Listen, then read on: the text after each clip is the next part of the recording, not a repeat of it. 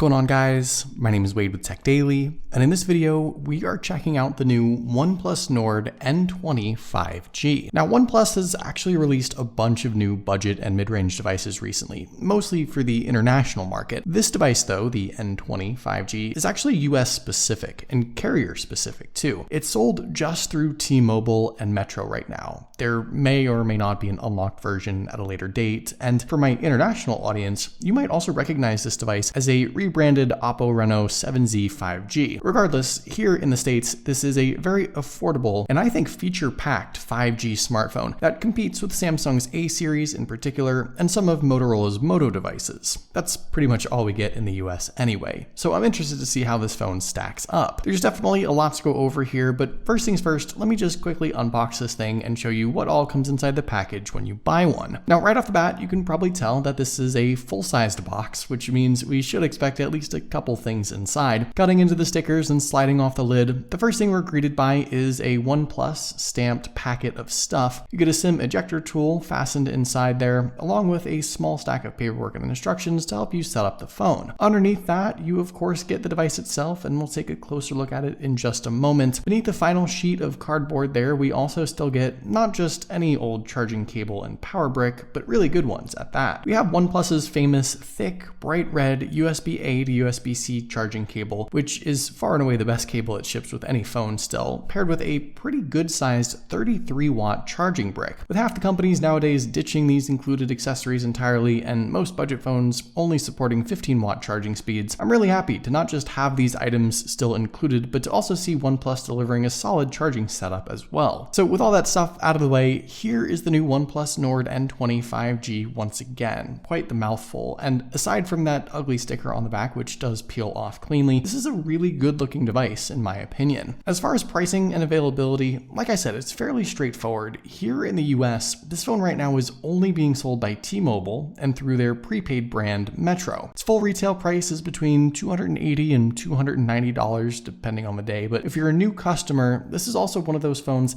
that you can get at a huge discount. OnePlus did say that this phone might be available unlocked or sold through some other carriers later this summer. And for my international viewers, like I mentioned, this is a rebranded Reno 7Z 5G. So if you like the device as a whole, you can get basically the same phone from OnePlus's parent company. And if you're interested in doing some comparison shopping of your own, I'll leave some links down below in the video description to where you can get this phone at its cheapest current price. Physically, the N20 5G is kind of a small-ish phone by today's standards. It comes in at a very precise 6.43 inches. That's the screen size corner to corner, and you actually do get a pretty decent screen to body ratio of about 85%. That's due in part to the small corner hole punch camera cutout up top and relatively slim bezels all around, though you still have a bit of a bottom chin. From the front, this is a design and look we've seen before from OnePlus with their Nord series, so no surprises here and no complaints either. I actually think this phone does look a little nicer and more modern than, say, similarly priced Samsung A13 5G or A33 5G. Around back, the N20 I think almost looks even better with a matte plastic frosted blue finish that kind of shimmers actually in the right light. And the sides and frame of this phone feel like they could be metal with a totally smooth, flat profile. This is one of those ice cream sandwich style phones, if you want to call it that, squared off with sharp edges, no curves, no contours, a bit of a camera bump though, a couple of lenses definitely stick out, but all in all, this is a device that I think really looks good. And in the end, it's compact, comfortable, very lightweight as well without feeling cheap. It's a nice build and design from start to finish. With a budget phone like this though, you do still sacrifice a couple of things. No water resistance rating, no wireless charging, but overall, still a well-built, good-looking device. Taking a look around at everything else, on the left side you do get a dual SIM and SD card slot for expandable storage, though this phone ships with 128 gigs of onboard storage already. Beneath that are your volume buttons, of course. On the right side, just the power button. Towards the bottom, the headphone jack is still there, alongside the USB-C port for charging and single speaker setup. Corner hole punch selfie camera, like I mentioned, earpiece grill at the very top, and around back a triple lens camera setup, which I'll talk more about in just a moment. So jumping back to the display, I actually think the N20's screen is one of the selling points for this phone, and it's absolutely a better spec than similarly priced Samsung and Motorola devices for sure. The 6.43-inch display is an AMOLED panel coming in at a resolution of 2400 by 1080 for about 409 pixels per inch. And just for the viewing experience alone, I think that's a fantastic setup. You get the bold, bright, punchy look of OLED combined with a really sharp, high resolution for a screen this size. So altogether, if you value screen quality, I don't think you'll get anything better at this price point. The downside here is that there's no high refresh rate, no 90 Hz, which is kind of being heavily pushed on these budget and mid-range devices nowadays, so the phone does feel a little less snappy and responsive. But at the same time, companies like Samsung, who give you 90 Hz, will also give you 720 resolution, or they'll give you 1080 resolution, but it'll be an LCD screen. It's kind of like the triangle of choice. You get two of the things, OLED, 1080 resolution, 90 Hz, but not all three. For the N20, I think OnePlus made the right choice with their screen spec. Yeah, coming from 90 Hz, like I said, does make the phone feel a little less responsive, but the viewing experience specifically delivers a ton of value, so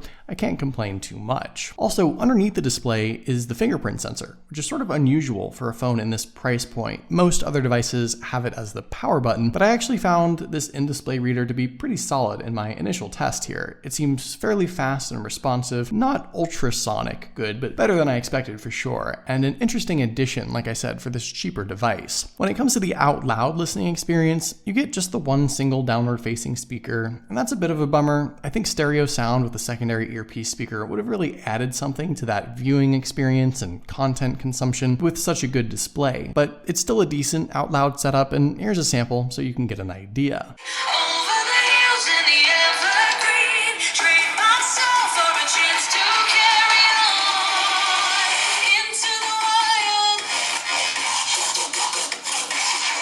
Inside, the N20 5G is powered by what I consider to be a good array of specs, and this to me is another big selling point for this phone. You get the Qualcomm Snapdragon 695 5G chipset, an upper mid-tier and still relatively current processor that came out last fall, which definitely packs a punch. Pair that with 6 gigs of RAM and 128 gigs of storage, and you kind of have that whole package here as far as the internals. And here are those Geekbench scores for those of you who like to compare the numbers. Like I said, I think this is a better than average setup. While the processing power is there, the software unfortunately is not. For whatever reason, this phone is still stuck on Android 11 and the previous version of Oxygen OS. On the one hand, I do think OnePlus still ships one of the cleanest and most tastefully modified versions of Android. It's simple, relatively stock, no bloatware, no unnecessary extras, and plenty of opportunity to make it your own, but being behind on updates already is a bit of a bummer. And that's a big indication that this is still a budget device and maybe not a top priority from a software standpoint from OnePlus. Still though, for those of you who want to get more out of your device every day, I think this is where you'll get a ton of value compared to some other devices in this price point, and I'm really excited to put this phone to the test in the coming days to see what it can handle. I have some pretty high hopes. As far as the battery, we get a pretty good sized 4500 milliamp capacity inside, which is a little better than average. And like I said at the start, 33 watt fast charging with those included accessories. I can't imagine you'll spend too much time on the charger regardless, but if you do, 30 minutes plugged in should net you at least 50% juice, and 0 to 100 took me a little over an hour. So pretty decent, and again, comparatively to Samsung and Motorola devices in the same price point, the charging setup and supported speeds are better for sure. And I'm happy to see OnePlus still putting some emphasis on their charging. In regards to the cameras, for whatever reason, this seems to be a point of contention from some folks I've seen who already have this device. And while it's not a great setup overall, I actually found it to be better than I expected, at least from my initial tests here. So around back, you do get a triple lens setup, which consists of a very useful 64 megapixel main lens, and maybe not so useful 2 megapixel macro lens and 2 megapixel depth sensor. Noticeably absent, of course, is the wide angle, which yes, is a bit of a bummer and probably a fair point of criticism. The selfie camera seems to be a decent 16 megapixel shooter, and inside the camera app, OnePlus actually offers a wide array of features that, once again, you don't always find on some other similarly priced smartphones. Night mode is here for your low light shooting, as well as dual lens video recording, which is interesting. Slow-mo, pro controls, a high megapixel shooting mode, text scanner built right in as well. There's no 4K video, seemingly no advanced stabilization either, and like I said, no wide angle, which is a bummer. But these couple of sample shots honestly still do look really good. The selfie pics are well balanced, the color is nice, a bit bright, maybe high on the exposure, but not terrible. And there's a ton of detail too when you start to look closely. Yeah, there also seems to be some smoothing effect, a beautifying filter of sorts, but I've seen way worse selfie pics, so I have no complaints with this setup at all. The rear lens pictures also look pretty good. The color and contrast is very similar to the selfie lens, which I like. It keeps things super consistent. Again, very bright, very colorful without being overdone, solid detail as well. Yes, at the end of the day, the macro lens isn't particularly useful. The depth sensor is helpful but not necessary nowadays considering the software capabilities, so you do only have the one actual lens that you'll be utilizing most. No wide angle, no zoom, no other extras. But for point and shoot pics on a simple budget device like this, I do like what I'm seeing so far, and I'm excited to put this phone to the test to see how it works out. Overall, I actually think this new OnePlus Nord N20 5G is a relatively well-rounded device for the money. You get a 1080 resolution AMOLED display for a great viewing experience, better than average processor, plenty of RAM and built-in storage too to utilize, fast charging speeds as well. Yes, the biggest letdown is probably the camera setup, though it's not as bad as some people have said in my opinion, and for a bit under $300, there's still plenty to like. I think this is a genuine competitor to Samsung's A series and Motorola's Moto devices here in the US at least. The downside though, of course, is that it's still only available from T-Mobile. But if that's who you use for your carrier,